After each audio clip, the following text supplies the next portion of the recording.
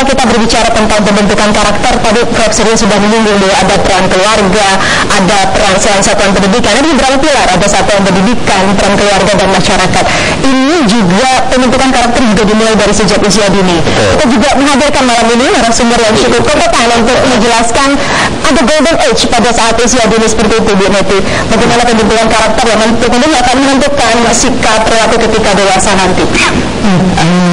Tentu saja saya sangat sepakat dengan apa yang disampaikan bahwa pendidikan atau karakter ini dibangun sejak anak-anak berusia early age.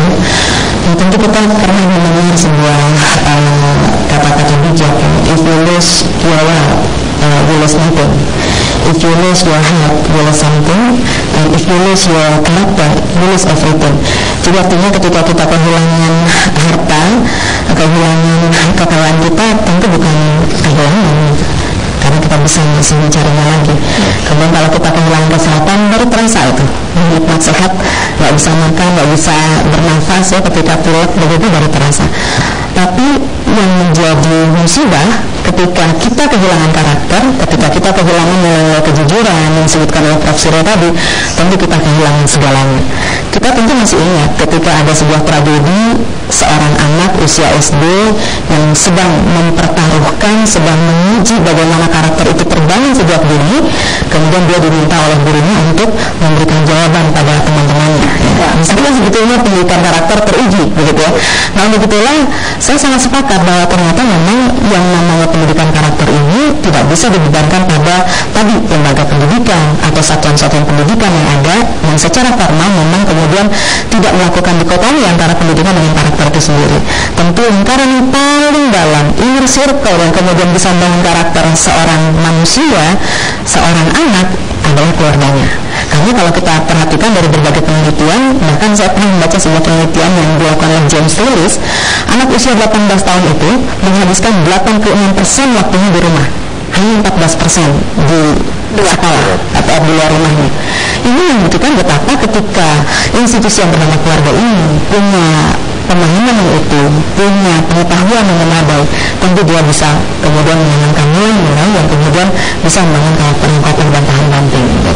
Dan tidak lepas dari cermin orang tuanya juga. Betul, ya tadi saya pikir ada institusi keluarga. Nah benar, ini benar penting sekali, karena kalau misalnya tadi Prof. Surya sudah membahas bahwa ada keteladanan. Kalau kita lihat saat ini bangsa Indonesia seperti miskin, bahkan katakanlah tidak ada sama sekali sosok yang bisa menginspirasi, karena anak-anak biasanya terinspirasi cepat atau mudah terinspirasi oleh Prof. Surya.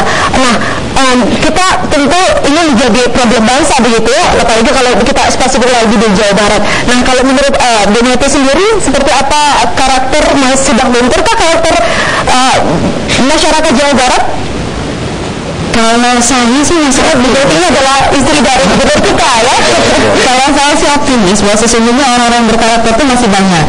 Hanya kemudian memang ada peran media, ada peran sebuah alat yang menvisualisasikan, yang mengedukasi, yang menginformasikan sesuatu yang negatif, yang buruk, kemudian menjadi sebuah kejadian yang punya efek seperti gerakan bola salju begitu. Jadi artinya ketika ada kejadian yang buruk, sebetulnya kita juga punya potret-potret yang membanggakan begitu ya.